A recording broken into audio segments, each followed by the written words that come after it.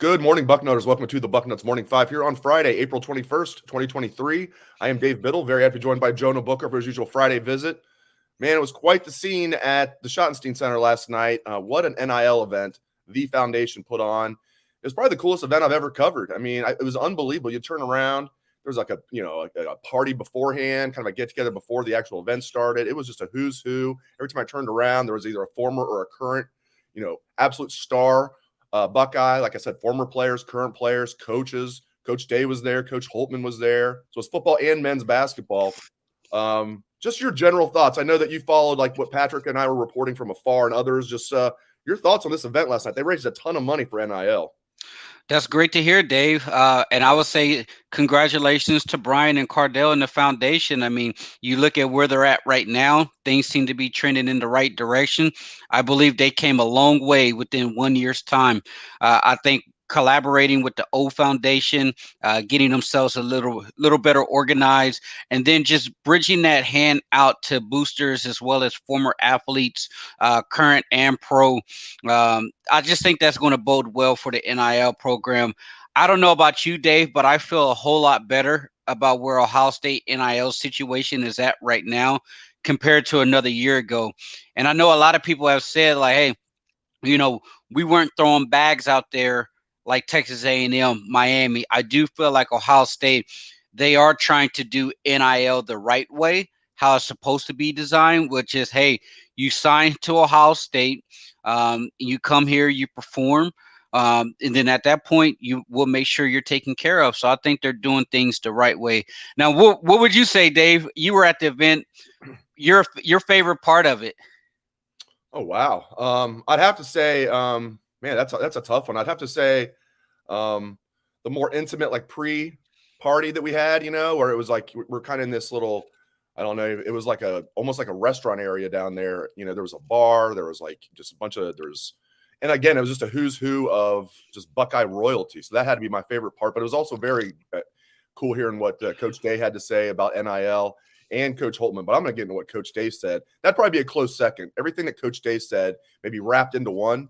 I did a story on the site last night that's still up. Everybody can get on our site and read it. It's free, recapping the night. And he obviously focused on how far they've come in the NIL world. So it was great hearing his thoughts on that. And obviously an event like this, it's kind of the same stuff he's told the media recently where I've gotten a good feeling about it, JBook. But like an event like this, it's a little bit more loose-lipped, so he's going to let it fly a little bit more. So, right. He's not going to say anything bombastic. But here's the thing my main takeaway, he's extremely pleased about where they're at. And, even as recently as early signing day in December, not that long ago, you could tell he was not a fan at all about where things were going. So Ohio State, thanks to the foundation, has made incredible strides. And Coach Day likes to say they want to be best in America at everything. That's the standard, BIA. And I thought them being BIA and NIL was like that. There's no way that could happen. And maybe it still won't. But they're feeling good about it. Can they get there where they're BIA and NIL, JBook? If they keep putting forth the foundation, I think they have the opportunity to be right up there. The big thing for them, and I thought it was smart, is reach out to those guys that are current players that are making millions of dollars and say, hey, would you be willing to donate back? I'm sure those guys would take any type of tax break that will come their way to try to offset some of those gains. So just make sure that you're reaching out to them, continue to build up that foundation of the reoccurring donations. But I like where Ohio State is heading as far as building up that war chest. Now, I know you guys had talked to Coach Day post-spring, and one of the things that he was saying was this is going to be a really big class, meaning that NIL shouldn't be a situation to where we have to worry about it missing on top prospects like the last class. So when Ryan Day says that to the media, that right there tells me without coming out and say, yes, we're going to have a monster class and NIL is going to help pave the way, without actually saying that, I kind of believe that that's what he was hinting at, just saying we have the money, we have the war chest that's being built up. We're in a great position with a lot of our top recruits. We're getting the guys that we want to commit early right away, right now. And we have a very solid 2024 class that is off and running. Yeah, that's another thing Coach Day kept talking about was he had his staff stand up Not the entire staff was there, but a lot of the staff was there. The majority of his coaching staff was there. In fact, we were at the same table with Justin Fry. Braxton Miller was our table. I should say another highlight, just in case he's listening, JBook, is I think I got a chance to hang out with Mr. Bucknuts last night, Lee Shear. He was a big donor of the event, so I got to sit with Lee Shear, the founder of Bucknuts, at his table. So that was really cool. So Coach Day at one point has his staff stand up and congratulates them on the job they're doing in recruiting. Mentions how last cycle was tough because they thought they had some guys in the bag. They knew they did, and because of NIL, they lost them. And he said these guys just kept pushing and pushing. He congratulated his coaching staff. Then he talked about how they feel great about this 2024 class, JBook. Not good, not very good, how they feel great about it. And, I mean, for Coach Day to say that in front of that group of boosters, you know that he's not BSing, that he feels great about recruiting. And that's great news. This is going to be a fantastic 2024 recruiting class for the Buckeyes. Yep. I mean, I'm excited about it. And the one thing I love about this class, Dave, is they got some young boys that are not afraid to dust it up with Michigan. Ian Moore, the Armstrong twins. I mean, they can be the Ohio State version of the Pouncey boys. I love that these younger guys are coming in. They're talking their mess to these Michigan guys. And I said it on Twitter this week. I'm tired of the nice stuff, Dave. I felt like the last couple of years, the Ohio State program has just been too nice. It's time to get that edge back and get some of these young guys in here that are going to play with an edge and play it at a high level and get Ohio State being back to that level to where they are feared, especially scaring those guys up north away because they've been running their mouth a little too much, Dave. And I'm excited to see these younger guys coming in with a little edge to them, talking a little smack to the Michigan people. Speaking of edge, does Kyle McCord have enough edge for you? In his game and his demeanor. Kind of break it down for me. We're now, spring ball's in the rearview mirror. Devin Brown obviously couldn't play in the spring game, but not a serious injury. And he got to play most of spring, so that's good. It's not like he missed all of spring. A lot to unpack there. Do you think Devin Brown can steal this job? Is it Kyle McCord's job? And do you need to see a little bit more moxie from Kyle McCord? I think right now, as you're in a quarterback battle, Dave, it's kind of hard to show that moxie and the confidence because you officially haven't been given the football to say, hey, this is your team. Whoever is given the football, I do believe both guys have the personality to show a little bit of that swagger. So I just think that right now it's a little premature to see it from those guys because I do think that this is a legitimate battle. I know they were hoping to come out of spring to say, hey, one guy is definitively ahead of the other. I just think right now the battle's still close. I think it's going to carry all the way into the fall. I've even heard people say, Dave, that they might not even know who the starting quarterback is until probably week 3 before they go to Notre Dame. Now, because you look at the first 3 games, those are cupcake games that theoretically both quarterbacks should play. Now, you're going to obviously name a starter to say, hey, who's going to take the first snap? But I think they could go into a situation to where both quarterbacks can play those first 3 cupcake games just to kind of get a feel for how they perform in a live game. And then as you get ready to head into Notre Dame, you have a definitive answer. I hope it doesn't carry out that far, Dave. Hopefully they can find a starting quarterback in fall camp and give him the ball, give him the confidence to say, hey, this is your team, go lead them to a national championship. But I've seen people speculate that they don't think this quarterback battle will be settled until before they head to South Bend.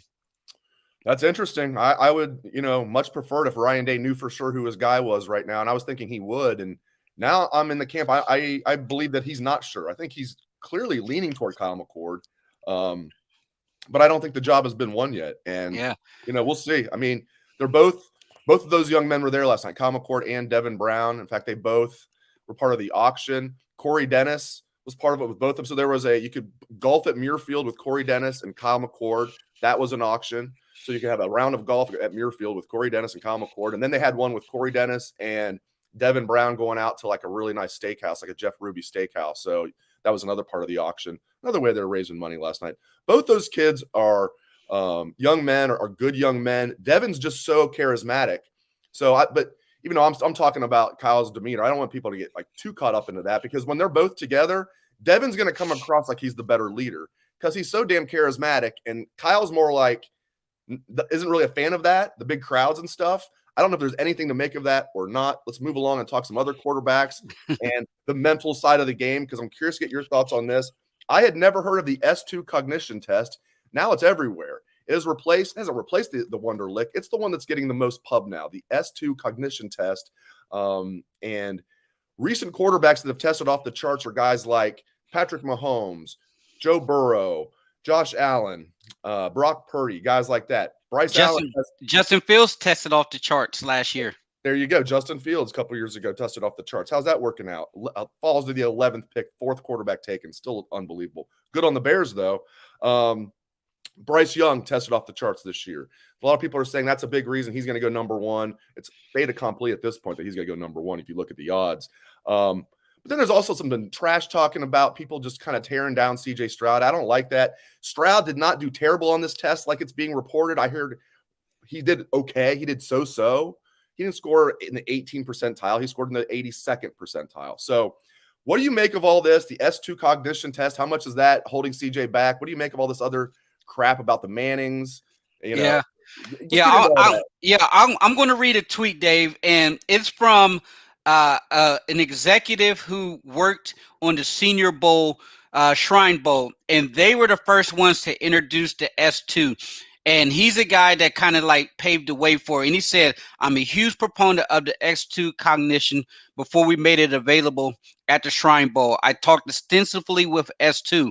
Outstanding for how players react and can be coached. This is frustrating to see some scores being weaponized against players. That's not what S2's intent, not how to use the results, and it's unfair to the players.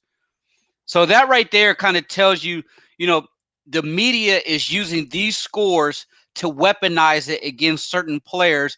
And right now, CJ Stroud has fell into that category as the punching bag for the media. And I'm sick of it, Dave. I mean, the character assassination towards CJ is outlandish. We've all followed CJ since he's arrived at Ohio State.